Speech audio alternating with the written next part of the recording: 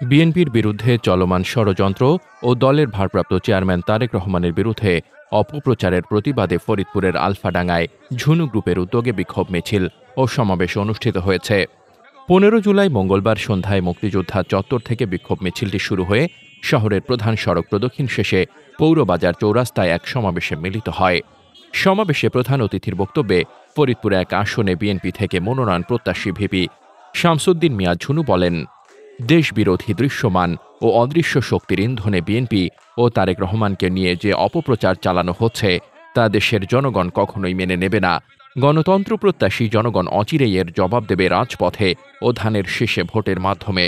তারেক রহমান এই দেশের গণতন্ত্রের শেষ আশার প্রতীক। তাকে নিয়ে অপপ্রচার চালিয়ে জাতিকে ধোঁকা দেওয়া যাবে না। আমরা রাজপথে আছি, রাজপথেই থাকব ইনশাআল্লাহ। তিনি আরও বলেন, তারেক রহমানের বিরুদ্ধে ধারাবাহিক ষড়যন্ত্র, মিথ্যাচার ও অপপ্রচারের প্রতিবাদে এবং মিটফোর্ডে সংঘটিত পাশবিক হত্যাকাণ্ডের দৃষ্টান্তমূলক শাস্তির দাবিতে আজকের এই কর্মসূচি। পাশাপাশি একটি গোপন তৎপরতায় অভ্যস্ত চক্রের পরিকল্পিতভাবে মব সৃষ্টির অপচেষ্টা ও আইনশৃঙ্খলা পরিস্থিতির অবনতি ঘটানোর ষড়যন্ত্রের প্রতিবাদ জানাচ্ছি।